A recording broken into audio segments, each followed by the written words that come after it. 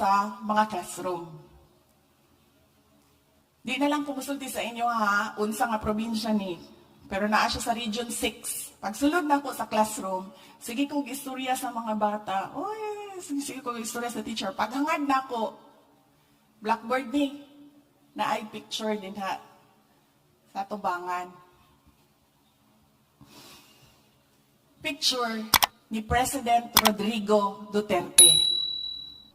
Ni anak ko sa yaha, Ma'am, ang ato ang presidente, si Bongbong Marcos. Ngano na amang kay picture ni President Duterte dinha sa taas sa imuhang blackboard.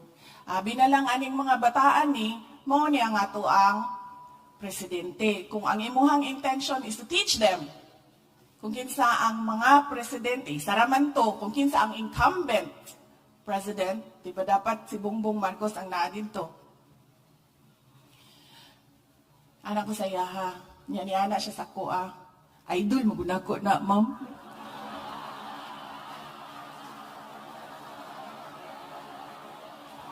Unsay value sa education sa bata, sa ingon anak? Wala. Diba? Region 11. Sulod ko sa classroom. Tanaw ko sa iyahang bongbong na ang picture sa RD, dini noon parehas kadako atong kay President Duterte.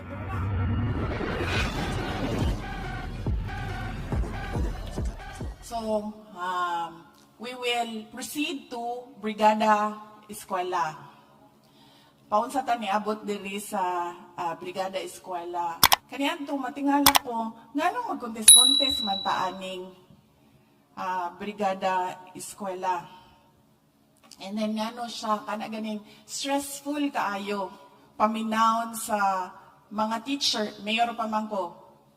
Mayor pa ko kaniadto. Stressful kaayo paminawon ang mga maestra mangita og silig, pintura, unsa pa na ang ilahang mga kinahanglan para mag brigada eskwela.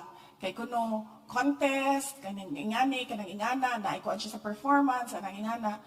So, gingnan ako dito sa central office, yan ako, ngano inyo haman ang palisda ng mga maestra, nga pwede naman na nato pasimplihan. Brigada eskwela lang man na siya sa pag-andam sa physical facility para sa pagsulod sa mga bata. Kundi dapat ba, atuara na siyang limpyuhan. Keep it functional, clean, and orderly. So, ningon sila nga, pwede man na, wala man na problema. Kung pwede man di ay, ngano di man ninyo buhaton.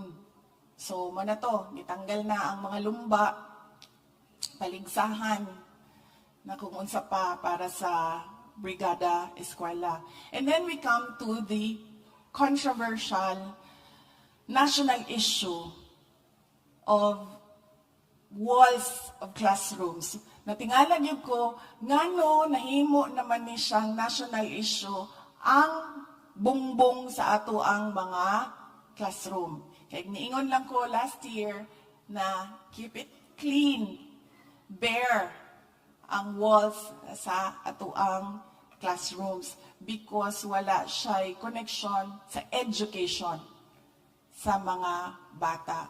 Unang-una, upatra, gyud ang kinahanglan sa bata para makaingon ta na tingali 70% na ay improvement sa iyahang academic performance. Unang-una, tamang nutrisyon.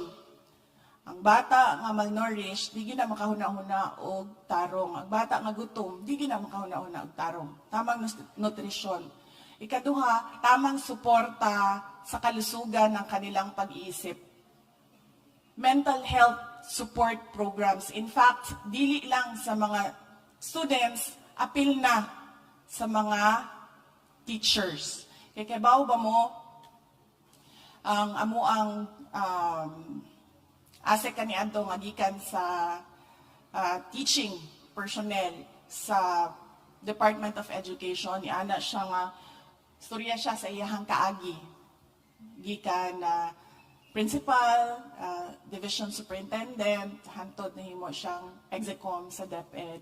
Nga, niana siya, naagi daw sila maistra kaniadto nga musulod sa eskwelahan nga ang bra naa sa gawas.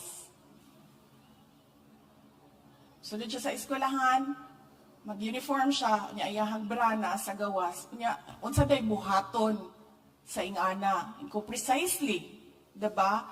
Kung ingana ang mga maestra nato nga musulod sa eskwelahan, unsa pa may matudlo ana nila sa mga learners. So kinahanglan o mental health support program sa ato ang mga learners.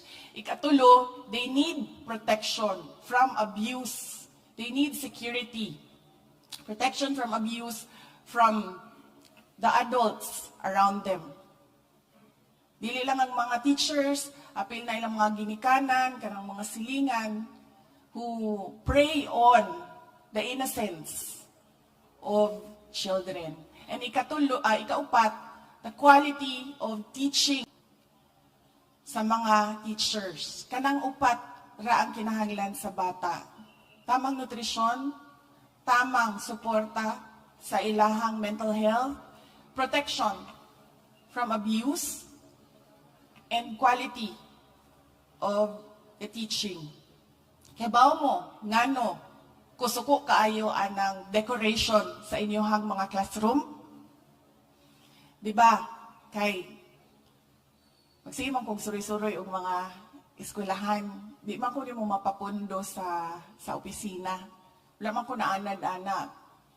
Because when you're mayor, you're always out of the office as well. Kay naa ka dito sa mga barangay. So naanad ko gingana. So ingana ako ang nadala dito na behavior sa Department of Education. So kung asa man kumuadto, I get invited as Vice President. I go there as Secretary of Department of Education as well. So musulod ko sa mga classroom. Di na lang kumusulti sa inyo ha, unsa nga probinsya ni. Pero naa siya sa Region 6. Pagsulod na ko sa classroom, sige kong istorya sa mga bata. Oy, sige kong istorya sa teacher. Paghangad na ko, blackboard ni, na ay picture din ha, sa tubangan.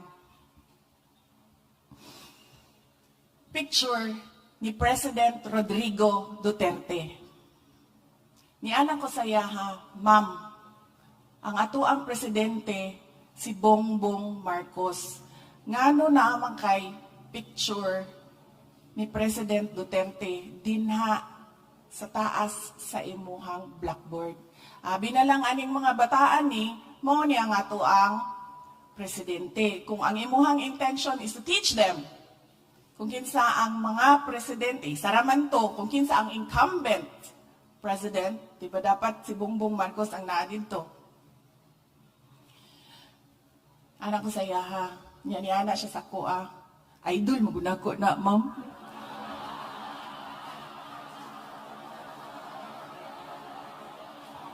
Unsay value sa education sa bata, sa ingon anak? Wala. Diba? Region 11. Sulod ko sa classroom. Tanaw ko sa iyahang bongbong. Na ang picture sa RD, dini noon parehas kadako atong kay President Duterte, pero ang picture sa RD, 2x2. Ang picture sa Division Superintendent, sa Assistant Division Superintendent, sa Principal, o sa teacher. Nandito sa bungbong. Yan natoy, o sanay ginabutang nga ni. Monitoring something sa classroom, anak. Nandito. Pangutanan ako siya. Anak ko, sir. Anak ko, ginatudluan ninyo ang bata kung kinsa ang RD, kinsa ang ato ang superintendent, kinsa ato ang assistant superintendent, o kinsa ka? Kada adlaw, nato ni ginatudlo sa iyaha. Nga niya na siya. Mo mag-order sa taas. Mo may sugo good sa amua. Yan ako tanggalan na. Ay kung sa may value, ana, na makamao, mubasa, ang mga estudyante kung naana dinha ang picture ninyo. Kapag isa ka classroom. Mga picture ni Hello Kitty. Lain-laing pose ni Hello Kitty.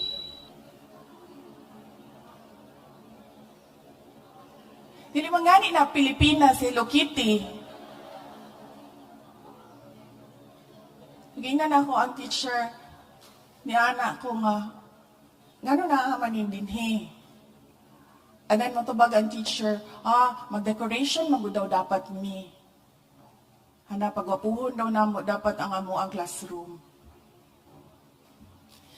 Sa value ni Hello Kitty, sa edukasyon, sa ato ang mga anak. Diba?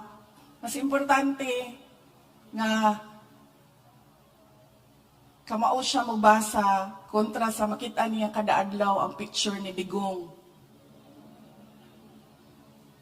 Diba? Makita niya kada adlaw sulod niya sa classroom. Uy, si RD Sal Jimenez. Dili to ikaw, sir. Laing region to. Laing region. RD Sal. Daghang salamat sa imuhang tabang sa 6 national events. O sa entire island of Cebu sa 6 national events.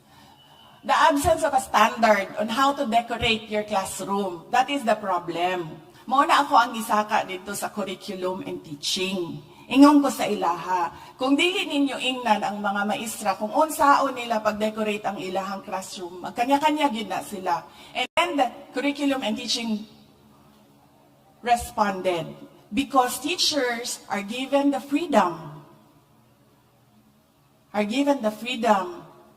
sa mga detalye sa ilahang mga itudlo sa bata. Kung ma'am, kung tagaan na ninyong freedom, tagaan na mong example. Ngayon na akong example. Naatay maestra nga ga-idolize kay Rodrigo Duterte, naatay maestra nga mahilig sa Hello Kitty, naatay teacher nga kuan kaayo, masunurin kaayo, ibutang yun si RD dito, si SDS, si ASDS. Diba? Kung walay standard ang city sa pag-decorate sa classroom para doon na siya ibalor sa pag-eskwela sa mga bata, lisod kaayo kung pasagdan ninyo tanan mga maestra. That's approximately 47,000 schools, including BARM schools, na magkanya-kanya og decorate. Ang problem manggod sa mga tao nga magsigig ingon nga dapat kuan na decoration, wala sila kita sa tanan classroom sa 47,000. So gingan na ako ang city, if you can come up with a standard on training teachers how to decorate classrooms, that it has value sa learning outcomes, wala ay problema sa ako. Decorate all you want. Gastuhin na ninyo. Go, go, go. Pahala mo din ha. Pero kung kana, makasulod ko og classroom, na makakita ko og decoration, usik-usik sa kwarta, unang-una, ikaduha, wala gid siya'y kuan sa bata. Wala siya'y value sa bata kada adlaw. Undangan ta na. So, mauna siya ang ako ang mamista mo. Promise, kalabad sa ulo na ako sa inyong tanan, mamista mo. Anak ako kausa, anang freedom daw kuno sa teacher, kung unsay kuan, kung unsay itudlo. Naisa ka eskulan sayang, lagi ba, kay wala na ako na picturean. Kay pati ako na shock. Kuratan ko sa, nakita na ako nga nakasulat sa kuan, blackboard. Hindi na ako musulti asa to. Region 6. Oh. Region 6. Ambot ga daw ni si Uyti ko, no? Ibalik na siya sa Cebu. Region 6. Ang puto, reading sa class, I don't know, language class, mas siguro, wala ko kibaloon sa angkoan, pero ang iyahang story, ang story sa teacher, gisulat niya sa blackboard. So ako, nilingkod ko dito, nilingkod ko, istorya sa mga bata, chika-chika, ana. Pag-anan ako sa blackboard, the man with the red undies, ang iyahang story, nga naaday superpower ang red undies. Ingnan ako siya, kung ma'am, unang-una, it's not undies, it's underwear. Diba? Sa reklamo ko sa curriculum and teaching, okay, sila mag-inang mga experts. Di ba, listen kayo, istoryahon ng city strand, no? Listen yun kayo. Because they are the experts. Ano ko, ma'am? Ngano na man tayo ingon ani sa field? Ngano na tayo, the man with the red undies with superpowers. Nga na ko nga, dili na siguro nato na pasulaton ang mga maestra o ilahang kaugalingong istorya. Kaya basin, unsa na lang na ilahang mga